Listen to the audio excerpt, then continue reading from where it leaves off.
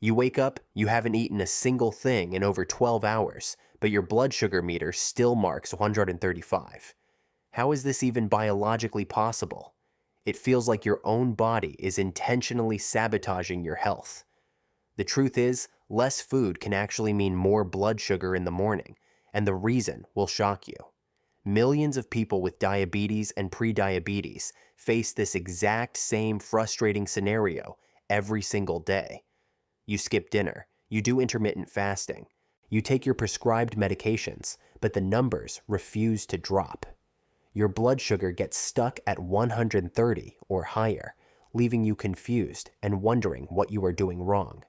But what if the problem isn't what you ate, but rather what your own liver is secretly doing while you sleep? We have been taught that glucose only comes from our meals, but our internal organs have their own agenda. To understand this morning paradox, we need to look deep inside the fascinating mechanics of human metabolism. During the night, while you are in deep sleep, your body is essentially fasting and running low on fuel. Around 3 a.m. to 8 a.m., your biological clock triggers a surge of counter-regulatory hormones to wake you up. Hormones like cortisol, glucagon, and epinephrine flood your bloodstream to prepare you for the day ahead. This hormonal surge sends a direct panic signal to your liver, telling it to release its stored glucose. In a healthy metabolism, the pancreas would release just enough insulin to keep this glucose perfectly balanced. But when you have insulin resistance, your cells have basically locked their doors and thrown away the key. The insulin knocks, but the cells ignore it, leaving all that freshly released liver glucose stranded in the blood. This incredible biological event is medically known as the dawn phenomenon, and it happens to almost everyone. For diabetics, the dawn phenomenon explains why fasting overnight can perversely result in higher morning numbers. Another equally fascinating mechanism is called the Somogyi effect, or rebound hyperglycemia, which is slightly different. If your blood sugar drops too low in the middle of the night, your body perceives it as a life-threatening emergency. Your liver panics and dumps a massive rescue dose of sugar into your bloodstream to save your brain from starving. By the time you wake up and prick your finger, you are seeing the aftermath of this nocturnal rescue mission. Your meter shows 130, 140, or even 150, and you incorrectly assume your diet from the previous day was to blame. Understanding these internal mechanics is the first vital step to regaining control over your morning readings. The pancreas and the liver are trapped in a miscommunication loop, acting like two musicians playing out of sync. Your liver thinks you are starving and need energy, while your pancreas is exhausted from producing excess insulin. And the cells, coated in microscopic layers of fat, simply refuse to accept the glucose that is floating around. This triad of dysfunction is exactly why restricting your diet further often fails to fix your morning blood sugar. You cannot simply starve your way out of the dawn phenomenon if your liver is programmed to overcompensate. We need a strategy that specifically targets this liver dump and restores the delicate communication with your cells. Something that essentially tricks the body into slowing down digestion and absorbing glucose more efficiently. This is where the most fascinating and affordable scientific discovery comes into play for blood sugar management. A simple, natural intervention that can gently intercept this process without causing any dangerous side effects. But before we reveal this mechanism, we must ask why this simple knowledge isn't broadcast on every health channel. The modern epidemic of insulin resistance didn't happen by accident. It is the result of 4 decades of food engineering. The global food industry aggressively pushed ultra-processed foods and refined carbohydrates into our daily diets. They engineered snacks to hit the bliss point, maximizing addiction while systematically destroying our metabolism. This created a global pandemic of obesity and type 2 diabetes, generating millions of chronic patients worldwide. In response, the pharmaceutical industry stepped in, creating a multi-billion-dollar market for diabetes management. Blockbuster drugs like metformin, insulins, and recently GLP-1 agonists, like Ozempic, generate staggering annual profits. Big Pharma profits immensely from chronic diseases, creating a financial ecosystem that relies on symptom management. There is an undeniable financial incentive to prioritize expensive lifelong prescriptions over cheap preventative measures. While these medications are absolutely life-saving and necessary for many, they often overshadow simpler natural solutions. Medical protocols are incredibly strict, often minimizing the profound impact of home remedies and chrononutrition. Doctors are given mere minutes with each patient, barely enough time to write a prescription, let alone explain the liver. The massive escalating costs of public health are now pressuring governments globally to seek alternative solutions. Yet, the structural focus remains stubbornly fixated on pharmacological interventions rather than affordable biology. Consider the sheer economics of treating diabetes. It costs hundreds or thousands of dollars a month per patient. What happens to that massive financial structure if patients discover that a few cents a day could significantly help? We are not suggesting that medications are inherently evil, but the business model of medicine ignores cheap fixes. If a natural substance cannot be patented, it simply will not receive the millions required for massive clinical trials. This creates a dangerous blind spot in modern medicine, where effective but unpatentable solutions are largely ignored. Millions of dollars are spent lowering glucose, while a millennial substance of negligible cost can resolve minor resistance. We are witnessing a paradigm shift where patients are finally taking their metabolic health into their own hands. Scientific research is slowly catching up, validating what traditional practices have observed for thousands of years.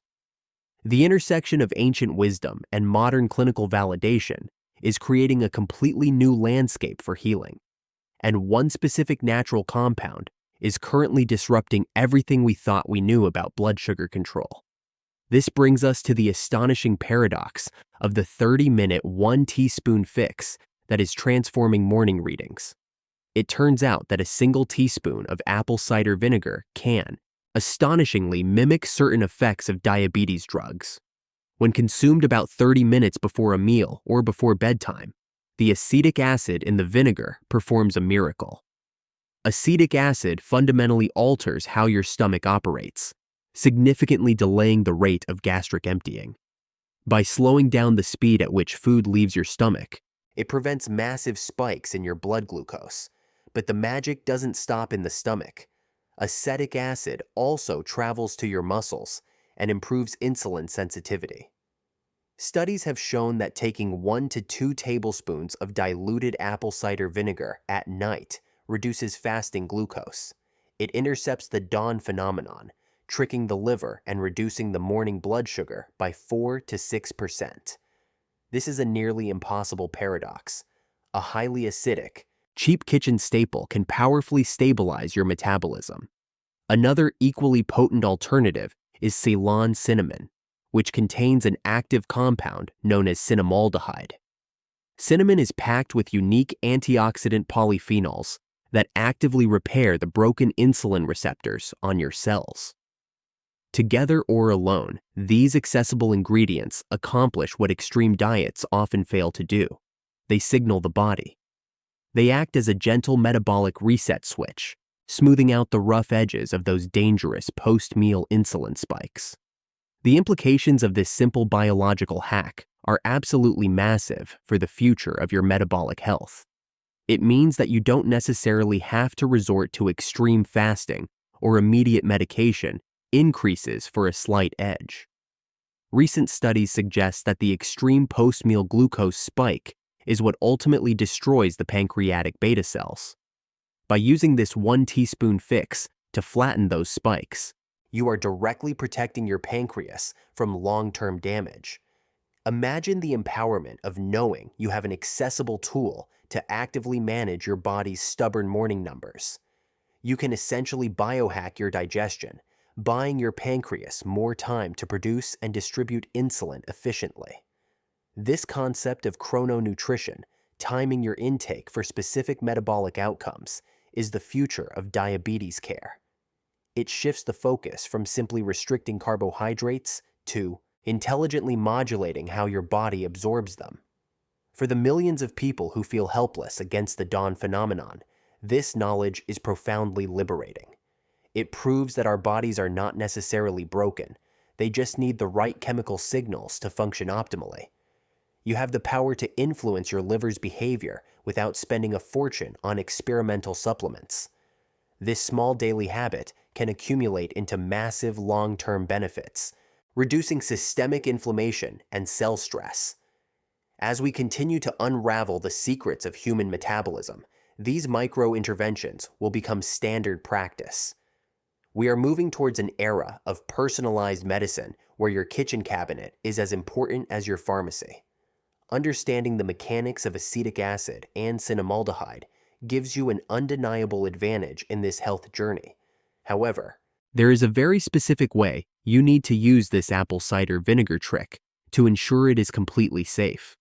Because it is highly acidic, you should never drink it straight from the bottle, as it can severely damage your teeth. The enamel on your teeth is extremely sensitive to acid erosion, which can lead to permanent dental complications. Always dilute the 1 to 2 tablespoons in a large glass of water, ideally around 8 to 10 ounces at a minimum. Many health experts also highly recommend using a metal or glass straw to completely bypass your teeth altogether. After drinking it, it is a great practice to rinse your mouth with plain water to wash away any lingering acidity. Do not brush your teeth immediately after consuming it, as the softened enamel could easily be scrubbed away. Consistency is the key to seeing real results, as insulin resistance is a complex condition built up over many years. You cannot expect decades of metabolic damage to magically vanish after drinking vinegar for just a single night.